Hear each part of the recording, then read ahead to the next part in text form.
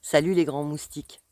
Un message un petit peu particulier, de vous à moi, parce que ces derniers jours, j'ai été le témoin, malgré moi, de situations de maltraitance à l'égard des enfants.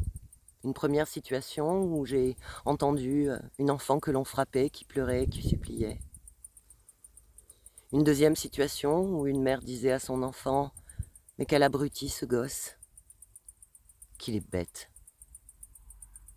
Et un moment plus tard, un père qui menaçait son fils en lui disant « Je te le dirai pas deux fois, la prochaine fois ça tombe et je t'en colle une ». Des phrases comme ça, nous les avons tous entendues, nous les avons peut-être même reçues, et sous la fatigue et sous l'exaspération, peut-être que ces mots-là ou ces attitudes-là, eh bien, parfois ce sont les nôtres, les vôtres. Moi, je n'ai pas de jugement par rapport à ça. Je crois que l'on fait avec ce qu'on a reçu, on fait comme on peut, on fait avec ses émotions et avec ses propres limites. Mais je crois qu'on peut toujours faire mieux. Je crois qu'on peut toujours évoluer. Alors d'une part, je voudrais que nous ne soyons pas passifs quand nous assistons à ce genre de situation et que nous osions dire « Non, là vous allez trop loin » ou « Je ne suis pas d'accord avec ce que vous faites, tant pis » si ça ne plaît pas à la personne à qui on le dit. Ici, je suis dans la nature et je pense à une fleur qui grandit avec des racines bien saines, avec une terre pleine de nutriments et qui, plus tard, à l'épreuve du vent et de la pluie, saura résister même si elle doit y laisser quelques pétales. Et à côté d'elle, un pauvre petit bouton qui aura mal poussé, à moitié piétiné, mal nourri et qui sera bien vulnérable face aux intempéries. Les enfants qui grandissent, avec de bonnes bases, des bases saines, des bases d'amour et de bienveillance, sans être trop perméables au regard des autres, sans trop vouloir leur plaire, sans trop chercher leur propre image dans le regard d'autrui.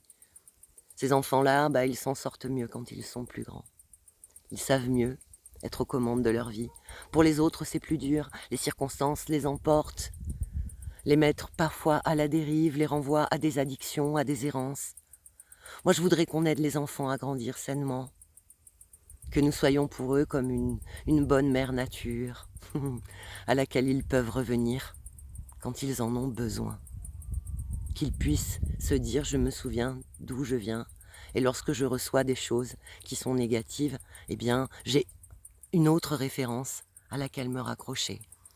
Alors voilà, je vous envoie toute ma confiance et je souhaite que nous accompagnions les enfants, nos petits bouts, nos petits moustiques, pour qu'ils grandissent dans la vie pour devenir forts et solides. Et puis qu'ils puissent changer, faire évoluer positivement le monde de demain. Parce que quand on connaît la bienveillance, peut-être que demain, quand on est chef de service ou responsable des ressources humaines, on est plus compréhensif et on fait mieux son travail et on prend des décisions peut-être plus justes et plus équitables, plus à l'écoute d'autrui. Mais que par contre, si on a été soumis à des humiliations, à des intimidations, à des jeux de pouvoir, alors peut-être qu'on se comporte pas très bien, tout simplement, parce que c'est ce que l'on connaît.